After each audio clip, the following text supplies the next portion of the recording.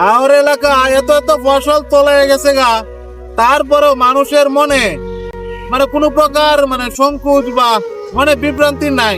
কেন নাই জানেন? একটা কারণে যে আল্লাহ তাআলা এই বছর নিয়ে গেছে, সমস্যা নাই, আগামী বছর আরো ভালো ফসল দেবে ইনশাআল্লাহ। কিন্তু একবার আমি হাসতেছি কি জন্য বলি, হাসতেছি এটাই যে এত এই যে এত পানি দেখতেছেন, পানির উপরে কিন্তু বিশাল পানি, ডিঙ্গাপুতা হাওর এটা।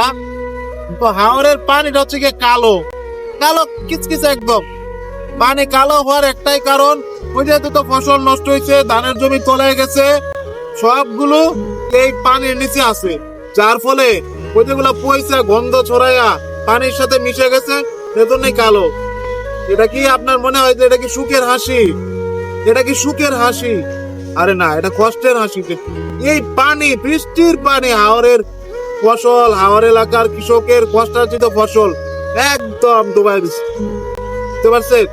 এই হাওরে আমাদের অনেক কিছু দেয়, আবার এই হাওরে আমাদের কাছ থেকে সবকিছু কেড়ে নিয়ে যায়।